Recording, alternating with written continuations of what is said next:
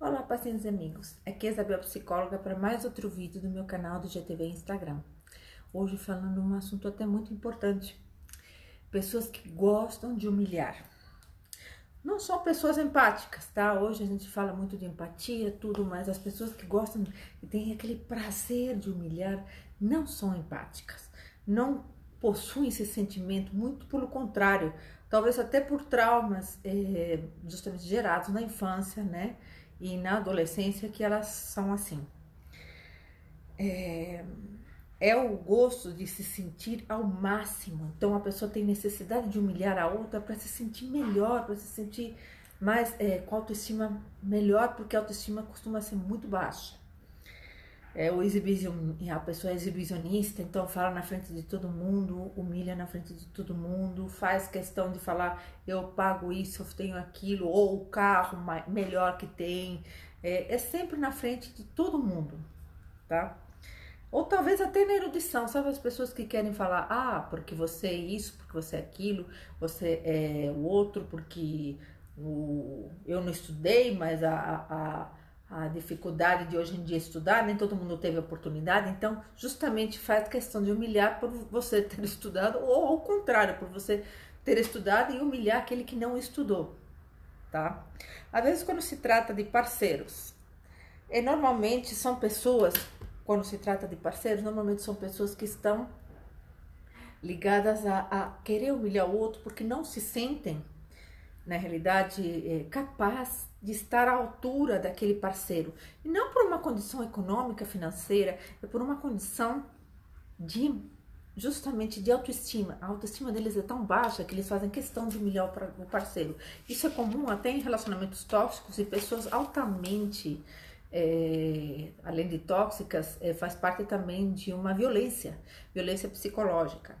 Então tem o prazer de lidar com o outro, cuidando da condição para que ele se sinta diminuído, rebaixado, por necessidade de uma necessidade de atividade, até de baixa autoestima do parceiro perante o seu cônjuge. Então ele prefere deixar o seu cônjuge com a autoestima lá embaixo, para ele se sentir melhor, porque ele sente tanta incapacidade de estar ao lado daquela pessoa, ele não se acha tão capaz de estar ao lado daquela pessoa que ele vai falar, ou ela vai falar sobre o trabalho dela, sobre o trabalho dele, eu ganho melhor do que você, eu ganho melhor, eu ponho dinheiro em casa. Então essa necessidade de humilhar está realmente relacionada a baixa autoestima e até justamente comportamentos e traumas na infância e na adolescência. São pessoas normalmente muito humildes, que passaram muitas dificuldades financeiras e que hoje em dia o parceiro ou a parceira tem que ser diminuído para eles não perderem o lapso que eles têm com elas. Então vivem à base de ameaças. Porque você não fizer isso, eu não fico mais com você. Se fizer isso, eu não faço mais nada com você. Então é um relacionamento que acaba sendo tóxico porque ele vive atrás de ameaças e ameaças. De maneira impulsiva até de maneira inconsciente. Não é consciente não, tá? Enfraquecendo o parceiro, deixando-lo frágil. Quando você enfraquece o parceiro, você deixa ele frágil, ele vai fazer aquilo que você quer. Por quê? Porque ele pensa de uma maneira assim, nossa, por que ele tem essa necessidade? Por que eu preciso ser agredida para ele se sentir melhor, né? Então o parceiro se torna vítima dessas ameaças. Então o tempo inteiro ele faz as coisas pensando em ameaças. Por se sentir inseguro, tá? Ele se vê melhor na hora que ele enfrenta o parceiro ou a parceira e o deixa menor para ele se sentir maior. Origem desses sintomas tem a ver com rancor, tá? E o sentimento de frustração na vida familiar, na infância, principalmente na infância e na adolescência. Como eu disse para vocês, normalmente pessoas assim vêm da condição econômica financeira muito baixa e quando eles sobem e atingem o auge, faz questão, eles se tornam líderes maravilhosos nas empresas, mas dentro de casa eles são carrascos das próprias famílias, carrascos do parceiro, carrasco dos filhos. Então chamam os filhos de burros, sabe, idiotas, mentirosos, e assim vai palavrão. E costumam humilhar também a parceira para eles não se sentirem, para ele não se sentir pequeno, ou ela não se sentir pequena. É muito mais comum em homens do que mulheres. E o rancor e sentimento de frustração na infância tem muito a ver com essa patologia que eu estou falando hoje. Vem de um mecanismo de defesa, claro, ele não sabe o que está fazendo, tá? Humilde, começa a dar certo na vida e aí dessa maneira ele detona quem está por perto.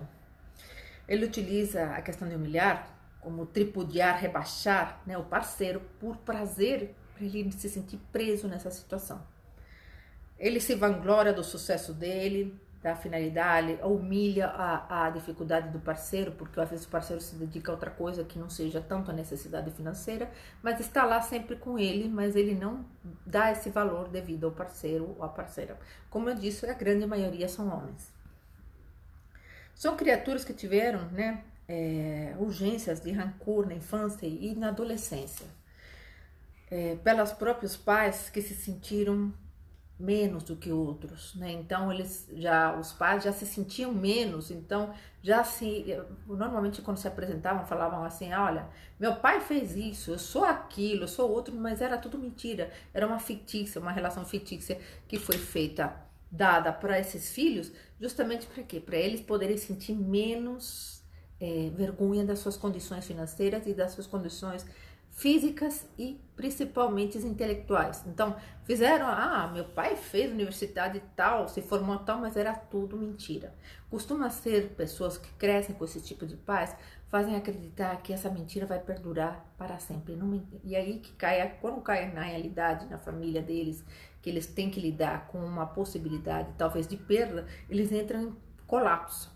Eles simplesmente surtam. Bom, hoje eu falei sobre pessoas que têm realmente prazer em humilhar. Obrigada ao texto maravilhoso do Dr. Flávio Genovati, que é um texto que fala muito sobre o prazer de humilhar. Para quem quer ter o livro deles, é só conseguir. O Dr. Flávio Genovati já não é mais vivo, não está mais entre a gente, mas ele deixou um legado de pessoas, de psicanalistas excelentes. Procurem sempre a orientação de um bom psicólogo, um bom psicanalista para seguir o seu trabalho, para seguir, para ver onde você está, com quem você está se estabelecendo, qual é o profissional, que a área que ele trabalha, como pode te ajudar. Um bom psicanalista, um bom psicólogo pode recorrer a você nesses instantes que são graves. Obrigada, fique com Deus.